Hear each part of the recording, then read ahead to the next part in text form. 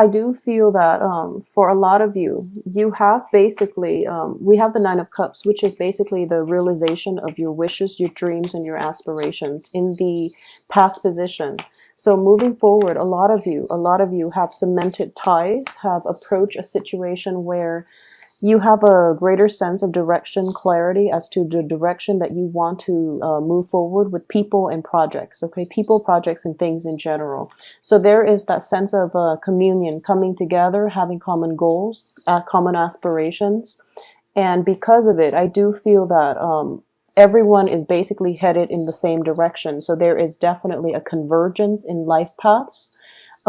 Possibly crossing paths with somebody, and then you realize that you have the same aspirations, the same goals. Therefore, you can continue to be in each other's lives, and you can continue to work together in order to achieve a common goal. What I'm getting here is also the whole concept of strength in numbers, because I know that with a lot of Libras in general, it's a fine line between that balancing act, where the self ends and where others begin. So I do feel at this point you have somebody in your life, a very significant person, whose ideas, expertise you really value, and who is actually whose goals are in alignment with yours. So they not only act as like a partner, but also in work or relationships, they can be somebody that is on the same life path, in the same growth direction as you. So this is a very, very good card here. In terms of what's crowning you here, we have the Eight of Cups. And the Eight of Cups is something that you've been emotionally invested in, or you've invested a lot of feelings, a lot of love in, and you're not able to let go, okay? So this can be good or bad. As the crowning energy here, what I'm getting is that a lot of you might have rekindled a situation with a previous employer or a previous love partner. And I do sense that there might have been falling out in the past, and this is the week in which, or the month in which things are moving forward, or you're able to forge ahead, and you're able to give this another try. For those of you where this might be like a new situation, a new partnership, a new business partnership especially, there's definitely another element in the picture that is making it stable. On top of that, what's in your environment that you're not aware of is, for those of you who have recently started dating someone, this is what I call the card of flirtation. It's the Seven of Coins, but in this deck, the interpretation is definitely different. And the pictorial depiction of it indicates to me two people that have a lot of chemistry, that has a great deal of emotional rapport with one another. And they're also, it's that early stage of flirtation, of courtship, where they're kind of skirting around the same, the issues. They are very similar in philosophical outlooks and values. They do want to grow together, and they also are helping one another to achieve, financial stability, to achieve abundance in life in all sectors of their lives. Okay, so you've met a really good partner that is going to be conducive to, your long-term prosperity. So I do feel whoever it is that's in your life, things look very stable. It seems like a very egalitarian type of relationship. And if you look at this card here, the heart is buried underneath the ground. It indicates to me two things. The first is that, that physical chemistry, that aspect of, lust and things like that is, it's definitely at play. It's definitely at play, but I do feel the relationship itself is stable, mainly because it has a good foundation where two people actually like each other. It's not just, the physical attraction alone. Two people are going through this process where they have a friendship. They have a very solid sense of liking one another and respecting one another. So this is a very, very balanced relationship. In terms of your spiritual advice here, we have the Three of Swords. So a lot of you are still hanging on to past hurts, okay? As indicated by the Eight of Cups. So I do feel for majority of you, there was a situation from the past, and this is a new person coming through. So there was a situation from the past that you're still emotionally nursing, or you're still not able to let go of completely. I do feel like physically you've moved on. Emotionally, there's still that little, that fear, that, worst case scenario where you're kind of, I wouldn't say it's affecting your future because your future looks really good. However, I do sense that you have to let go and release some of these anxieties from past relationships, past hurts, past disappointments, in order for you to make the most of this situation, because this situation in your present situation looks very, very fruitful. It's balanced. It's built on a solid foundation. There's a lot of amicable energy involved, and there's also like a great foundation for friendship, success, love, and respecting one another, and even like looking up to one another.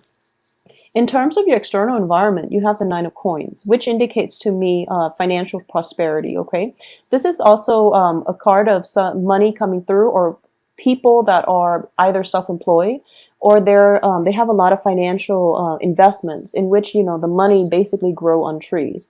You're off doing your own thing, and the money grows for it, grows itself. Basically, it takes care of itself. So whoever it is that you are financially or even romantically linked with, I do feel a sense of great financial prosperity, either that person individually or as a couple, as a unit. You can work together to achieve a lot of financial prosperity, because I do feel the sun. I do feel, with the sun card, it's a card of great success. It's a card of joy, happiness, but also like a lot of abundance. Okay, so these two cards indicate to me a relationship in which people are not at cross purposes with one another. They both have mutually agreed upon goals and aspirations, and they're not trying to undermine one another, or one person's rise to power and greatness doesn't make the other person feel insecure. So it's a very, very good card. It also, because they're both showing up like this, I do feel that finances in general are very good for you guys for this month, but it's because you're also coming into the relationship or the partnership with your own financial assets. The other person is coming in with theirs as well. So it might be a situation where both parties are whole and complete individually. Therefore, this relationship is able to work. Okay, so even if you were to combine your assets, if you were to join up your finances, I do feel that it can work, because both sides have been very responsible about taking care of things on their own respective ends.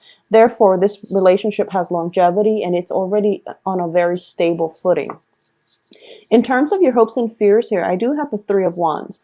And the Three of Wands is basically embarking on a new path, and especially plans that you have that have been, in the works are now being implemented in the real world. Okay, so this is a very favorable card. It indicates to me definitely partnerships, definitely plans forging ahead, and just the power of execution. So you are looking for a lot of greatness in this. And I also feel as if, we have Three of Wands, Three of Coins. And in general, I do feel there might be, you might be in a partnership, and there might be like, as a result of it, it's such a good union that you're both attracting a lot of luck to you from an external source. It can be from like a financier, it can be from family, it can just be, in a universal way, a lot of good things are in the picture for you. As the outcome here, we have the Wheel of Fortune in the reverse, the Magician in the reverse, and also Knight of Wands in the reverse. So let's look at these. All the cards are very, very positive. However, the outcome here, I do feel that, once again, plans are in the manifestation stages, okay? We do have Mercury in retrograde for this on the 17th of this month. So I do feel that this is something that it's really nice and blissful and just, very positive, which is a good thing. But I do feel that in general, you are still nursing this broken heart. You are still going back to a situation from the past, okay? And you are still trying to make things work. So when it comes to situations from the past, especially like lovers and things like that, going back in for round two, where it's kind of like one of those codependent, addictive type of relationships where you break up and you make up. The first month or so that you get back together, it could seem like very blissful. And then after that, things start to descend into chaos, because that's the nature of a codependent relationship. It becomes like an addiction, and you can't really clearly extract yourself from it. So a lot of you, possibly half of you, would be dealing with this energy. So I want you to be careful, because I do sense that the relationship has the potential to burn out. If this is like one of those old codependent relationship, okay, I feel that you were very, very happy in the past. So this is something that you're jumping back into without, I guess, without a game plan as to, how are we going to do things differently this time around. And on top of that, if this is a work situation, don't start anything during the Mercury retrograde period, okay? It'll be out of its shadow period completely by the end of October. So that's the time for you to start projects, okay? So that's the time for you to move forward and push ahead. And for those of you who are going through this situation where you've left a lover behind and you're starting something new, and especially if you're starting something new with a fire sign, fire signs are Aries, Sagittarius, Leo. I do feel that take it for what it is. If you're having fun, just enjoy the process of having fun, okay? Because it is still a little bit problematic dating during the Mercury in retrograde period.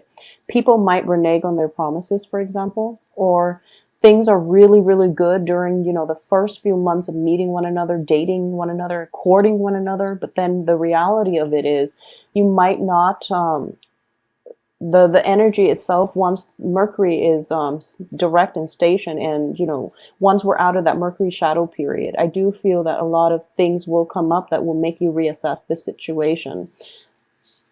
So this is something to think about, and also, be very, very slow and be very deliberate as to the direction of this relationship, because it seems to me like this is still the honeymoon stages. So it seems like it's still very new. So you want to take it slow.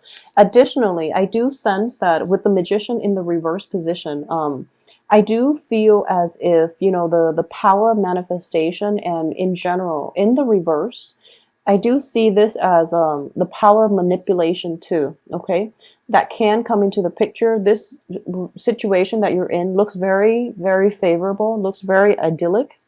And you might just want to keep it in suspension just like this, okay? But it's not allowing the relationship to progress. So you want it to progress in a natural way rather than controlling all the factors that are coming into play.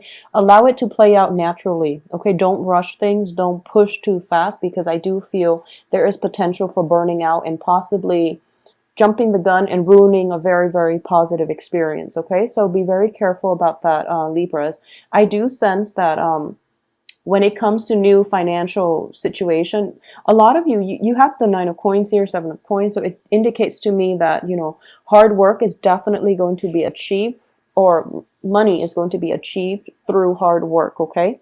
Because external to you is the 9 of coins. However, internal to you is still the 7 of coins, which is waiting for that harvest, waiting for that huge payout, okay? Waiting for your work to pay out. So it's still, some work still needs to be revisited, still needs to be redone in order for you to change the situation 180, basically.